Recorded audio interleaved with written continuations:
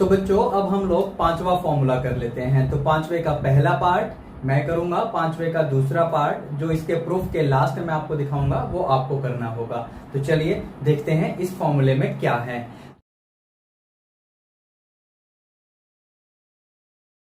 Hello students, क्या हाल चाल बच्चों। तो बच्चों आज की क्लास में हम लोग लेक्चर 4 में जो फॉर्मूले हमने सीखे थे उनका 1 बाय 1 रीडिस्कशन करेंगे थोड़े समय के लिए। क्यों? इसलिए ताकि वो फॉर्मूले याद कैसे करने हैं ये मैं आपको समझा सकूं। शुरू के 2-3 मिनट का टाइम लगेगा, उसके बाद मैं अगले फॉर्मूले आप लोगों के लिए लेकर आऊंगा। तो चलिए क्लास शुरू कर लेते हैं। सबसे पहले वाला फॉर्मूला क्या था अभी आपकी स्क्रीन पे आपको दिख रहा होगा, ठीक है। तो इसमें जो पहला फॉर्मूला है वो क्या है, देखिए बच्चों। तो सबसे पहला फॉर्मूला क्या है, पहले का जो ए पार्ट है इसका पहला फॉर्मूला है sine inverse x is equal to cosecant inverse 1 upon x. X के ऊपर कुछ कंडीशन भी है, ये कंडीशन तो आपको ध्यान रखनी पड़ेंगी, ध्यान रखनी भी चाहिए, अच्छा रहता है। तो बच्चों देखो मैं आपको कोरिलेट कैसे करूंगा। आपको याद होगा कि साइन थीटा और कोसिकेंट थीटा में क्या रिलेशन होता है। 10th क्लास में पढ़ा है हम लोगों ने, साइन थीटा और कोसिकेंट थीटा में ये रिलेशन होता है, sine theta is equal to 1 upon cosecant theta, reciprocal वाला रिलेशन। और यहां देखिए इनवर्स में ये इनपुट पे फोकस करो, इनपुट पे फोकस करो, दिख रहा है आपको x input 1 upon x input. Inputs में रेसिप्रोकल का रिलेशन आ जाएगा इनवर्स ट्रिगो फंक्शन में।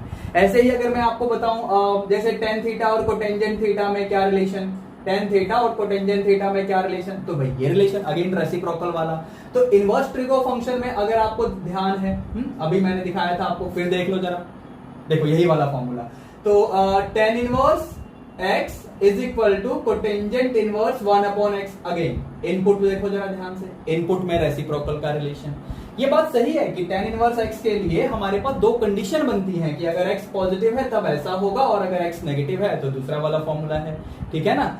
तो कहने का मतलब जो पहले नंबर का जो फॉर्मूला था उसमें आपको ट्रिगो फंक्शन के हिसाब से सोचना है कि कौन से ट्रिगो फंक्शन में रेसिप्रोकल वाला रिलेशन है। तो इनवर्स ट्रिगो फंक्शन में इनपुट्स में वैसा ही रेसिप्रोकल आना शुरू हो जाएगा। बात समझ आई? अब चलते हैं दूसरे वाले फॉर्मूले की तरफ। ये देखिए ये रहे दूसरे वाले फॉर्मूले आपके। अब इसमें क्या है बच्चों, ध्यान से सुनना। मैं यहां पर आपके लिए 3-3 इनवर्स ट्रिगो फंक्शन के ना ग्रुप बना देता हूं, ध्यान से देखना। एक तो आपका साइन इनवर्स हुआ, एक आपका टेन इनवर्स हुआ और एक आपका कोसिकेंट इनवर्स हुआ, ठीक है बच्चों। और अगर इनमें आपका इनपुट माइनस एक्स ऐसे है तो ध्यान से आप चीजों को टैली करिए। देखिए माइनस का साइन बाहर निकल गया, माइनस का साइन बाहर निकल गया। ऑफ कोर्स यहां पर कंडीशंस भी हैं जिनको मैंने अभी नहीं लिखा है। ये रहा मेरा दूसरा ग्रुप। ध्यान से देखना मैं क्या चीज कोरिलेट करवा रहा हूं आपको। मैंने क्या बोला कि इनवर्स ट्रिगो फंक्शन जो है ना, इनके 3-3 अलग अलग फंक्शन लेकर ग्रुप बना लीजिए। 2 ग्रुप बन गए आपके, 3-3 फंक्शन लेंगे तो। अब देखिए इसमें क्या होगा, पाई माइनस, ठीक है, इसमें भी पाई माइनस, और ये ऑफ कोर्स आपका कॉस इनवर्स एक्स, और ये कोटेंजेंट इनवर्स एक्स, और ये आपका सीकेंट इनवर्स एक्स। देखिए आसान है, क्या है, साइन टेंजेंट कोसिकेंट इनके इनवर्स फंक्शन होंगे। अगर इनपुट नेगेटिव होगा माइनस के साइन को एज इट इज बाहर निकाल दीजिए।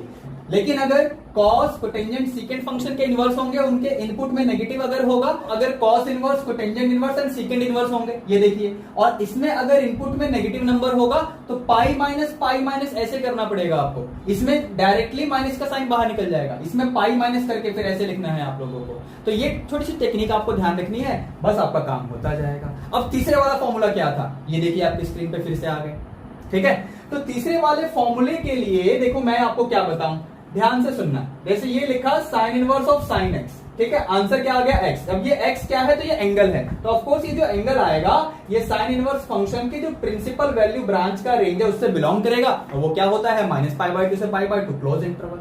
ऐसे ही मैं अगर आपसे कहूं कि cos inverse of cos x, ठीक है ना, तो ये क्या, तो एक्स, देखो आप ऐसे सोच सकते हैं कि ये कॉस इनवर्स और कॉस कट गया, ये कटता नहीं है, ठीक है। इनवर्स फंक्शन है जो कि ये कॉस फंक्शन का इनवर्स है जो कि कॉस फंक्शन पे ही लग गया, तो फिर ये जो अंदर इनपुट यहाँ कॉस फंक्शन का है वही आउटपुट मिल जाएगा किसका, तो cos inverse of cos x का। एंड अगेन ये कहां से बिलोंग करेगा, तो एक्स विल बिलोंग टू 0, π जो कि कॉस इनवर्स फंक्शन का प्रिंसिपल ब्रांच का रेंज होता है। तो इस तरीके से हमने पिछले यानी लेक्चर 4 में जो फॉर्मूला डिस्कस किए थे उनको हम किस तरीके से मेमोराइज करेंगे, ये छोटी मोटी टेक्निक मैंने आपके साथ डिस्कस की। अब हम चलते हैं अगले वाले फॉर्मूले की तरफ, यानी चौथे नंबर के फॉर्मूले की तरफ।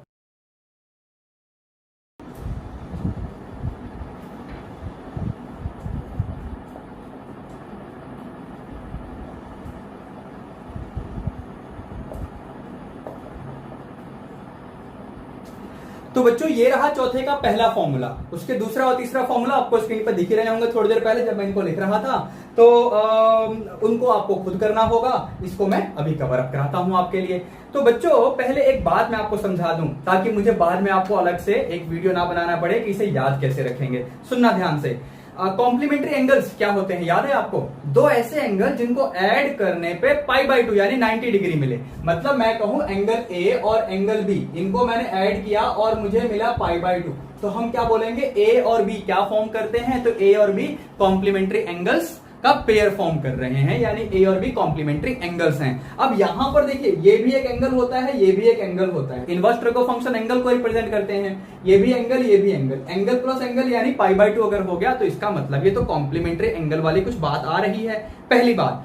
दूसरी बात, अगर आप 10th क्लास में जाओ और रिकॉल करो, आपको याद आएगा साइन 90 माइनस थीटा क्या होता है, याद करो। ऐसे ही cos 90 माइनस थीटा क्या होता है, याद करो।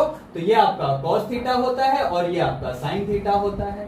ठीक है, साइन कॉस में कॉम्प्लीमेंट्री एंगल वाला ये जो रिलेशन बनता है, ध्यान है आप लोगों को, लिख दिया मैंने। ऐसे ही टेंजेंट का एंड कोटेंजेंट का भी होता है। क्या होता है? tan 90 minus theta cot theta, cot 90 minus theta tan theta. ठीक है, लिखना पड़ेगा क्या? समझ गए आप लोग? अच्छा, ऐसे ही क्या होता है सीकेंट में और कॉसिकेंट में भी होता है बच्चों। कैसे? Secant 90 minus theta cosecant theta and cosecant 90 minus theta secant theta. इसको भी लिखने की जरूरत नहीं होगी आई थिंक। ठीक है बच्चों, तो अब देखिए क्या बात मैं बताने जा रहा हूं कि अगर आपने चौथे का बी और सी देखा, ये देख लो फिर से। तो चौथे के बी और सी में आप लोग ध्यान से देखिए कि tan inverse plus cot inverse, भाई tan inverse and cot inverse वो भी एंगल है, इनपुट दोनों का x है। तो tan inverse plus cot inverse फिर से π/2, secant inverse plus cosecant inverse फिर से π/2। बात समझ आ रही है? π/2 का ध्यान रखना, कॉम्प्लीमेंट्री एंगल। तो यानी ये जो फॉर्मूले हैं इनको हम जब प्रूव करेंगे तो इसका इस्तेमाल तो करेंगे, लेकिन याद रखने भी इन चीजों का आपको ध्यान रखना है कि साइन कॉस में कॉम्प्लीमेंट्री रिलेशन चलता है, तो sine inverse plus cos inverse π/2। tan cot में कॉम्प्लीमेंट्री रिलेशन चलता है तो tan inverse plus cot inverse π/2। ऐसे ही secant inverse plus cosecant inverse π/2, क्योंकि सीकेंट एंड कॉसिकेंट में भी कॉम्प्लीमेंट्री एंगल वाला रिलेशन चलता है। यहां पर आ जाओ जरा, इसका प्रूफ कर लेते हैं बच्चों। देखो कैसे होगा इसका प्रूफ। हम इसमें साइन इनवर्स या कॉस इनवर्स किसको भी पिकअप करके उसे एंगल थीटा मान लेते हैं। ठीक है बच्चों, यहां से x आपका आ जाएगा साइन थीटा। देखिए ध्यान से, अब आपको ये बात तो पता ही है। कैसे पता, ये मुझे बताओ जरा, कैसे पता आपको? अभी बताया मैंने और आप 10th क्लास में पढ़कर भी आए हैं। ये देखो ये रहा, साइन थीटा को cos 90 माइनस थीटा लिख दिया मैंने। अब यहां से अगर मैं cos फंक्शन को इधर ले आऊं, यानी cos इनवर्स फंक्शन अप्लाई कर दूं थ्रू आउट बोथ साइड, तो ये आपका ऐसे बन जाएगा। इसे इक्वेशन फर्स्ट बोलिए। इक्वेशन फर्स्ट में से थीटा की वैल्यू यहां पुट करके साइड चेंज कर दो, यानी थीटा की वैल्यू भी पुट करो और साइड भी चेंज कर दो। माइनस थीटा वहां जाएगा प्लस थीटा, थीटा की वैल्यू पुट कर दी है मैंने, और ये बन गया आपका जो फॉर्मूला है उसका प्रूफ आ गया। ये बन गया आपका फॉर्मूला, बहुत ही सिंपल है। ऐसे ही आपको tan inverse x plus cot inverse x equal to π/2 का भी करना है, secant inverse x plus cosecant inverse x equal to π/2, उसका भी सेम तरीके से आपको प्रूफ करना है। अब आपके पास दो फॉर्मूले और रह गए, 5वें नंबर का फॉर्मूला और 6ठे नंबर का फॉर्मूला। 5वें नंबर का फॉर्मूला मैं जस्ट अभी कराने जा रहा हूं थोड़ी देर में आप लोगों को। मीनवाइल मैं साइड हो जाता हूं, स्क्रीन को पॉज करके आप लोग इसे नोट भी कर लो और मेरी बात सुनते हो ध्यान से। क्या है बच्चों कि 5वें नंबर का जो फॉर्मूला है उसमें 3 केस आपको दिखेंगे। मतलब 5वें का जो पहला पार्ट कराऊंगा और 5वें का जो दूसरा पार्ट होगा उसमें 3 केस दिखेंगे, लेकिन उसमें सिर्फ पहला केस जो होगा यानी केस 1 जो मैं दिखाऊंगा आपको वही आपके एनसीईआरटी टेक्स्ट बुक में दिया हुआ है। लेकिन बाकी केस 2 या केस 3 वो भी इंपॉर्टेंट है कॉम्पिटिटिव एग्जाम्स के लिए भी और इनफैक्ट बोर्ड एग्जाम के लिए भी। 5वें का पहला फॉर्मूला यानी ए पार्ट के लिए केस 1 केस 2 केस 3 करना पड़ेगा, और 5वें के बी पार्ट के लिए केस 1 केस 2 केस 3 ये भी करना पड़ेगा आपको। अगर आप ध्यान नहीं रखेंगे तो प्रॉब्लम में तो आप ही फंसे फंसेंगे। तो इसके बाद आएगा छठे नंबर का फॉर्मूला, जो कि आज के लेक्चर में नहीं होगा। उसके लिए एक स्पेशल टेक्निक हमें सीखनी पड़ेगी, जो कि अगले लेक्चर के लिए मैं लूंगा, और वो इस चैप्टर के लिए हमारा लास्ट लेग ऑफ फॉर्मूलाज का प्रूफ होगा। जो फॉर्मूलाज का हम प्रूफ कर रहे हैं वो लास्ट होगा। उसके बाद फिर हम लोग न्यूमेरिकल स्टार्ट कर लेंगे इस चैप्टर के। हालांकि छोटे मोटे न्यूमेरिकल्स मैंने पहले लिए हैं आप लोगों के लिए, आई थिंक लेक्चर 3 में लिया था, लेक्चर 2 के लास्ट में लिया था। तो चलिए अब हम चलते हैं अगले फॉर्मूले के प्रूफ की तरफ। तो बच्चों अब हम लोग पांचवा फॉर्मूला कर लेते हैं। तो पांचवे का पहला पार्ट मैं करूंगा, पांचवे का दूसरा पार्ट जो इसके प्रूफ के लास्ट में आपको दिखाऊंगा वो आपको करना होगा। तो चलिए देखते हैं इस फॉर्मूले में क्या है। तो बच्चों ये रहा formula, tan inverse x plus tan inverse y। इसके 3 डिफरेंट रिजल्ट्स होंगे एज पर द कंडीशंस। जैसी कंडीशंस होंगे उसके अकॉर्डिंग आपके पास 3 डिफरेंट रिजल्ट आ जाएंगे। तो हम इनको 1 बाय 1 देखेंगे किस तरीके से इनका प्रूफ होगा। तो चलिए स्टार्ट कर लेते हैं। तो मैं क्या करूंगा, यहाँ पर tan inverse x and tan inverse y, क्योंकि ये एंगल ही है, मैंने इसको अल्फा और इसे बीटा एज्यूम कर लिया। अब यहां से ये चीज हम लोग आराम से लिख लेंगे कि x is equal to tangent of alpha and y is equal to tangent of beta. देखो बच्चों आप लोग इतना समझ में आ रहा है आपको। अब बच्चों यहां पर एक फॉर्मूला हम रिकॉल करेंगे 11th क्लास से, tan अल्फा प्लस बीटा या tan a प्लस b, जैसे भी आपने याद किया हो, tan x प्लस y, जैसे भी आपने याद किया है 11th क्लास में। बस आपको ये फॉर्मूला लिखना है। ये प्लस वाला फॉर्मूला इसलिए क्योंकि हमारे पास यहां पर प्लस का साइन है। तो tan अल्फा प्लस बीटा का फॉर्मूला बनेगा tan alpha plus tan beta upon 1 minus tan alpha into में tan बीटा। अब ये फॉर्मूला हमने लिख लिया। इस फॉर्मूले में tan अल्फा और tan बीटा की वैल्यू देखो, यहां से tan अल्फा और tan बीटा की वैल्यू हम लोग पुट कर देंगे।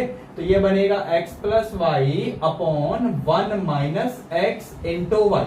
और ये किसके इक्वल है बच्चों, तो ये LHS में है tan अल्फा प्लस बीटा।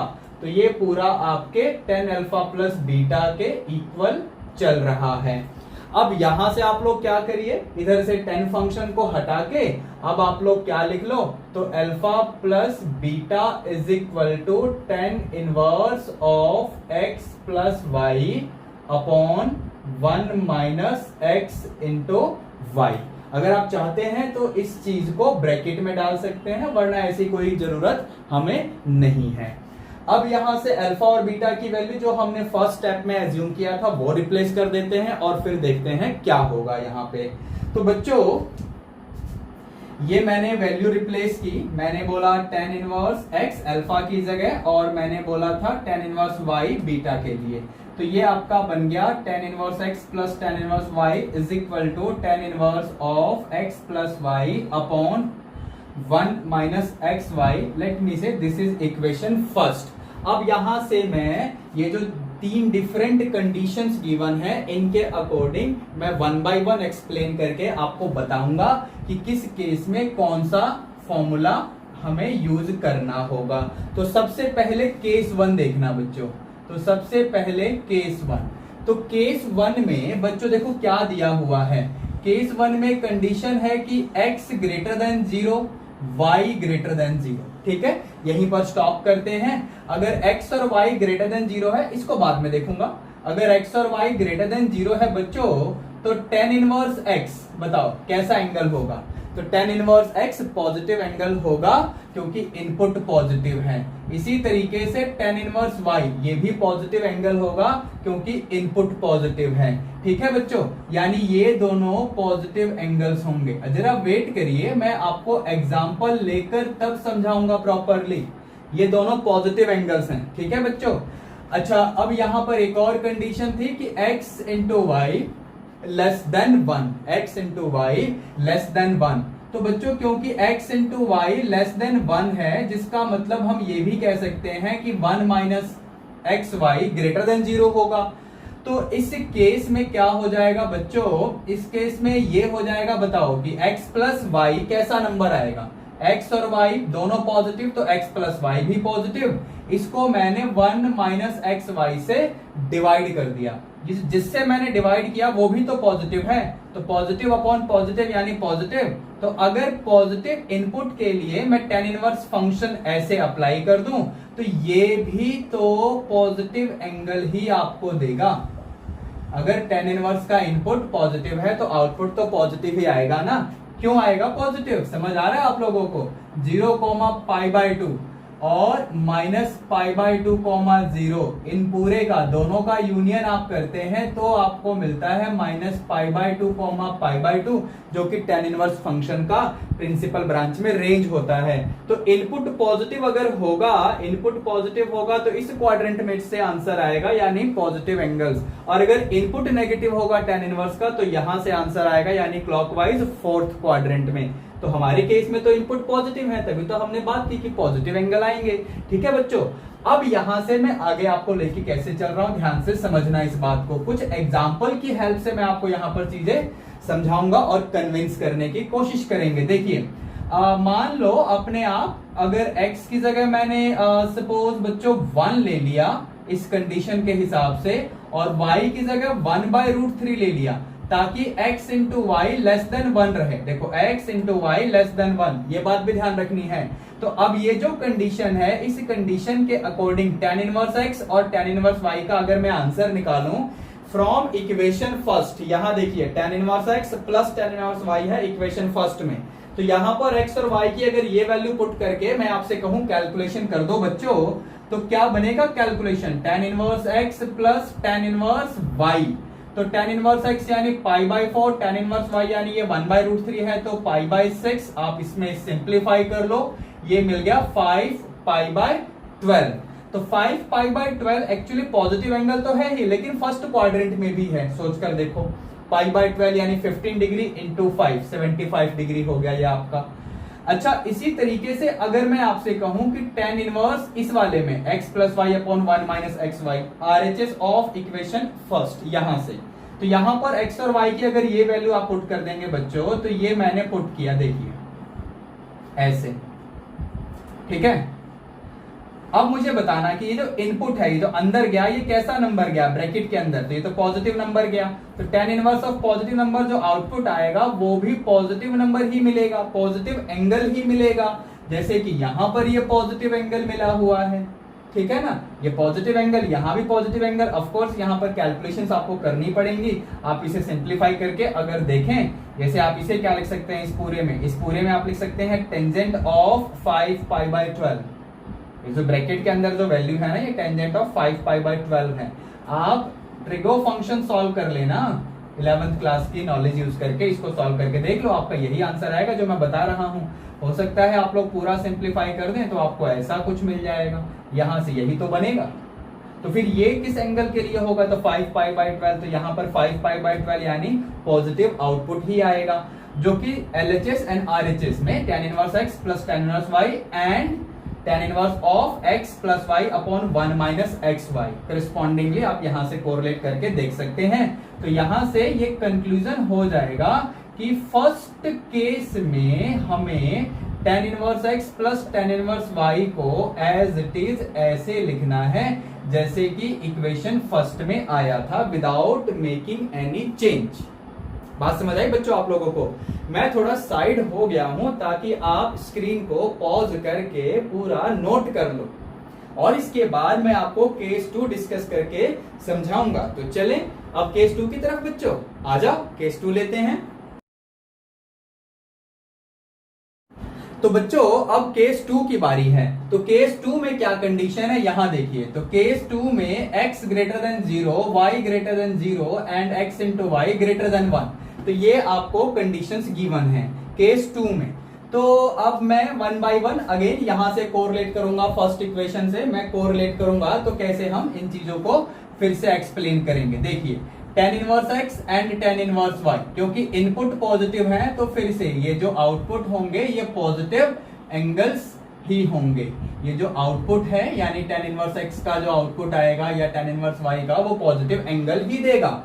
अच्छा, लेकिन अगर x into y greater than 1 है बच्चों, तो फिर 1 minus x y less than 0 हो जाएगा, नेगेटिव नंबर। अच्छा, दूसरी बात x प्लस वाई ये पॉजिटिव होगा क्योंकि x और y दोनों पॉजिटिव है। इसको अगर मैंने डिवाइड किया 1 माइनस एक्स वाई से, जो कि नेगेटिव नंबर है, तो पॉजिटिव अपॉन नेगेटिव नेगेटिव हो जाएगा। और अब ये tan इनवर्स फंक्शन इस नेगेटिव इनपुट को लेगा, तो इसका जो आउटपुट आएगा बच्चों वो एक्चुअली में एक नेगेटिव एंगल होगा। तो tan इनवर्स x और tan इनवर्स y दोनों पॉजिटिव एंगल हैं, तो दोनों का सम भी पॉजिटिव एंगल होगा। लेकिन RHS ऑफ इक्वेशन फर्स्ट में ये जो वैल्यू है वो नेगेटिव एंगल है, तो फिर positive angle is equal to negative angle ऐसा बोलना पॉसिबल नहीं है। तो अब इसको कैसे जस्टिफाई करेंगे जरा यहां पर देखिए और समझिए। मैं अगेन आपको एग्जाम्पल की हेल्प से समझाऊंगा। मान लो x की जगह 1 और y की जगह √3 ले लूं, ताकि x into y that is 1 into √3 यानी √3, तो ये जो भी आ रहा है ये ग्रेटर देन 1 आना चाहिए। यहां से कंडीशन देखिए, ठीक है बच्चों। x और y दोनों positive and x into y का जो आंसर आएगा √3 वो ग्रेटर देन 1 हो रहा है यहाँ पे। तो मैं इक्वेशन फर्स्ट के LHS में अगर देखूं तो tan inverse x plus tan inverse y, equation first के LHS में आप देखिए, तो यहां से इसका आंसर क्या आएगा, तो π/4 प्लस π/3 यानी π/4 प्लस π/3। इसको सॉल्व कर लेंगे तो 7 π/12 विच इन डिग्री इज 105 डिग्री। आपको समझ में आए, आसान रहे इसलिए मैंने डिग्री में कन्वर्ट कर दिया इसे। और डिग्री में जब ये कन्वर्ट हो गया तो ध्यान से इन दोनों एंगल को ऐड करने के बाद जो ये देखो tan इनवर्स 1 एक एंगल है, tan इनवर्स √3 भी एक एंगल है, तो इन दोनों एंगल को ऐड करने के बाद जो आंसर आया है ये वाला आंसर एक्चुअली सेकंड क्वाड्रेंट में है। ध्यान से देखिए और समझिए, ठीक है, सेकंड क्वाड्रेंट में है। ठीक है बच्चों, अब आ जाते हैं इसमें RHS ऑफ इक्वेशन फर्स्ट की बात कर लेते हैं। तो यहां पर अगर x और y की ये वैल्यूज मैं इनपुट करूंगा तो क्या बनेगा, 1 प्लस √3 अपॉन 1 माइनस √3 इंटू 1, मतलब एक्स वाई यानी √3 आपका हो जाएगा। अब देखो यहां से समस्या क्या आएगी बच्चों, समस्या ये आएगी कि ये जो इनपुट है ना बच्चों ये नेगेटिव इनपुट है। tan इनवर्स का इनपुट नेगेटिव है, कैसे, 1 plus √3 positive and 1 minus √3 negative. √3 की वैल्यू पुट करके देख लो, तो ऊपर पॉजिटिव न्यूमरेटर में, डिनोमिनेटर में नेगेटिव, तो ये ओवरऑल ब्रैकेट के अंदर जो भी आएगा वो नेगेटिव इनपुट आएगा। जब इनपुट नेगेटिव आएगा तो tan इनवर्स का जो आंसर आ जाएगा ना बच्चों वो देखो आपके फोर्थ क्वाड्रेंट में, यानी ऐसे क्लॉकवाइज चलते हुए इस इंटरवल में होगा। तो यहां से जो भी आप आंसर लिखेंगे वो of course tan inverse x plus tan inverse y के इक्वल नहीं होगा, क्योंकि tan inverse x plus tan inverse y हमने अभी सॉल्व किया, सेकंड क्वाड्रेंट में जाएगा। तो फिर एक काम हम लोग कर सकते हैं या नहीं, जरा आप सोच के देखिए। ये जो आपका इंटरवल है जिसमें से tan इनवर्स ऑफ, यानी जो ये RHS वाला वैल्यू है फर्स्ट इक्वेशन का, जिसमें से tan inverse of this value belong कर रहा है, तो इस इंटरवल में अगर मैं plus pi lower value and upper value दोनों में ही ऐड कर दूं तो अब ये इंटरवल कैसा बन जाएगा। देखो यहां इंटरवल में ऐड करने का मतलब इधर भी ऐड करना है, यानी इंटरवल में एंगल्स हैं तो इंटरवल के हर एंगल में ऐड करोगे तो इधर भी ऐड करोगे, क्योंकि ये इसी से बिलोंग कर रहा है। तो अगर ऐसा हम कर दें तो -π/2 प्लस पाई, सोचो π/2 आया, 0 प्लस पाई सोचो तो पाई आया। तो यानी ये इंटरवल ये काम करने के बाद, यानी प्लस पाई करने के बाद ये इंटरवल ऐसा बन जाएगा। और जब ऐसा बनेगा तो ये तो सेकंड क्वाड्रेंट की तरफ ही आपको लेके चला जाएगा। और जब ऐसा हो गया बच्चों तो इक्वेशन फर्स्ट से देखिए ये आपका tan inverse x plus tan inverse y second quadrant से कॉरेस्पॉन्ड कर रहा था फर्स्ट इक्वेशन में, यहां देखिए हमने बात की अभी। और ये जो है tan inverse x plus y upon 1 minus x y. अब ये क्योंकि चौथे क्वाड्रेंट में जा रहा था यहां बताया मैंने, और मैंने फिर ये बताया कि यहां बस प्लस पाई कर दो, तो ये तो फिर इक्वलिटी बिल्कुल आपकी जस्टिफाई हो जाएगी। तो बस बच्चों ये आपका केस 2 हो गया। समझ आ गया आप लोगों को। स्क्रीन पॉज आपने कर लिया है तो बढ़िया, इसको नोट कर लीजिए, ठीक है। चलो बच्चों अब हम चलते हैं केस 3 को समझ लेते हैं। तो बच्चों केस 3 ये रहा।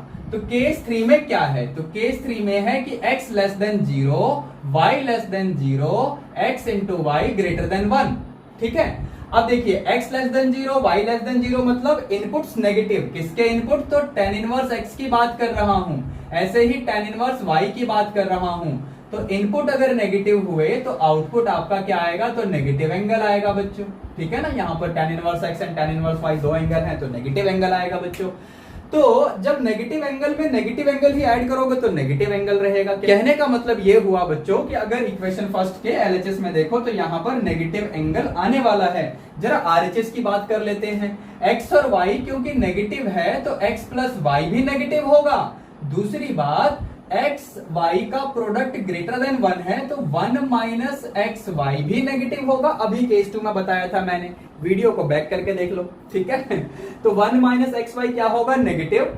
अभी बताया मैंने आप लोगों को कि एक्स और वाई दोनों नेगेटिव हैं तो नेगेटिव प्लस नेगेटिव क्या होगा? तो नेगेटिव नंबर होगा। न्यूमरेटर नेगेटिव, डिनोमिनेटर नेगेटिव, तो नेगेटिव अपॉन नेगेटिव क्या हुआ? तो पॉजिटिव। तो पॉजिटिव इनपुट मिला tan इनवर्स को, तो tan इनवर्स का इनपुट अगर पॉजिटिव तो आउटपुट क्या आएगा बच्चों? तो आउटपुट आपका पॉजिटिव एंगल आएगा। अब देखो समस्या क्या हुई, जो भी समस्या हुई मैं एग्जांपल की हेल्प से समझाता हूं। x की वैल्यू मुझे पुट करनी है, y की वैल्यू पुट करनी है ताकि x इंटू वाई आपका ग्रेटर देन 1 आए।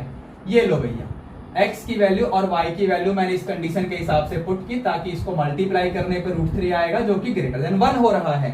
तो ऐसे केस में अगर मैं कहूं tan इनवर्स ऑफ x की वैल्यू पुट कर दी, tan इनवर्स ऑफ y, इसको सॉल्व कर लो। Minus pi by 4 minus pi by 3 यानी minus 7 pi by 12 that is minus 105 degree. Minus 105 degree जिसका मतलब क्या हुआ बच्चों? इसका मतलब देखो ध्यान से, ये देखिए ऐसे चलेंगे यानी क्लॉकवाइज चलते हुए हम लोग आएंगे। कौन सा क्वाड्रेंट? तो ये आपका थर्ड क्वाड्रेंट। बात समझ आ रही है? क्लॉकवाइज चलते हुए, यानी इक्वेशन फर्स्ट का एलएचएस इस तरीके से यहां प्रेजेंट रहेगा। इक्वेशन फर्स्ट के आरएचएस को देख लेते हैं तो ये क्या बनेगा? tan inverse x plus y, x और वाई की वैल्यू ये रही -1 minus √3 upon 1 minus x into y that will be again √3। अब देखो क्या हो रहा है, ये जो इनपुट है न्यूमरेटर में नेगेटिव और डिनोमिनेटर में भी नेगेटिव, यानी इनपुट हो गया पॉजिटिव, यानी इसका जो आंसर आएगा tan इनवर्स का वो आंसर एक्चुअली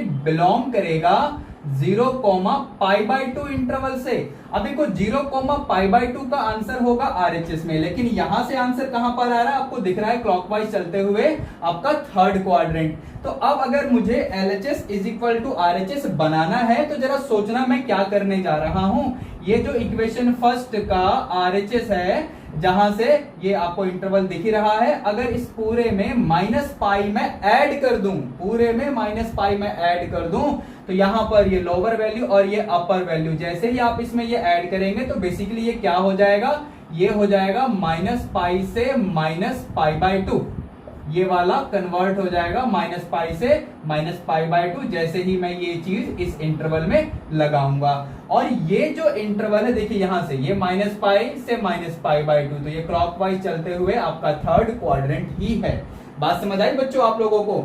मतलब ये हुआ कि इक्वेशन फर्स्ट में अगर मैं आपको लेके चलूं फिर से तो ये आपका एलएचएस है जो कि नेगेटिव एंगल दे रहा है -105 डिग्री, और आरएचएस में जो एंगल मिल रहा है यानी tan inverse of this value, तो ये जो भी वैल्यू है, ये जो भी वैल्यू है ये फर्स्ट क्वाड्रेंट में आ रहा है। तो इस वैल्यू के साथ में अगर मैंने -π ऐड कर दिया तो ये मुझे यहां पर ले आएगा जहां इसे आना चाहिए as per the LHS. LHS जहां है वहीं आरएचएस होना चाहिए, तभी तो दोनों इक्वल बनेंगे।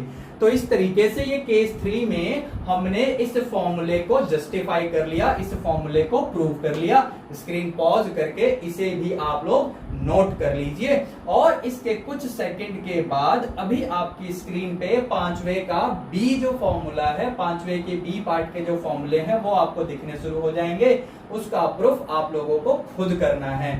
अच्छा बच्चों, अब क्या होगा कि अगली क्लास में हम लोग जब मिलेंगे तो उसमें हम लोग कुछ और फॉर्मूलोज का डिस्कशन करेंगे। जो सबसे लास्ट वाला फॉर्मूला इस चैप्टर के लिए है उसे हम डिस्कस करेंगे। उस फॉर्मूले के डिस्कशन के लिए हमें सब्स्टिट्यूशन मेथड, एक टेक्निक हम सीखेंगे, वो मैं आपको एलोबरेट करूंगा। बहुत ही इंपॉर्टेंट टेक्निक है आने वाली क्लासेस के लिए, आने वाले टॉपिक्स के लिए भी, यानी इस चैप्टर के अलावा कैलकुलस के हम जो टॉपिक्स पढ़ेंगे उसके लिए भी ये जो मेथड मैंने बोला सब्स्टिट्यूशन मेथड, ये टेक्निक बहुत इंपॉर्टेंट है आने वाले चैप्टर्स के लिए भी। तो चलो बच्चों, मिलते हैं अब अगली क्लास में, अगले लेक्चर में, ठीक है। इस वीडियो को शेयर जरूर करना है अपने दोस्तों के साथ, और इस चैनल को सब्सक्राइब कर लो, कमेंट किया करो, थोड़ा सा मोटिवेशन मिलता है, ठीक है बच्चों, अच्छा लगता है जैसे आपको अच्छा लगता है। तो चलिए बच्चों, अब हम मिलते हैं अगली क्लास में, अगले लेक्चर में, ठीक है ना। ओके।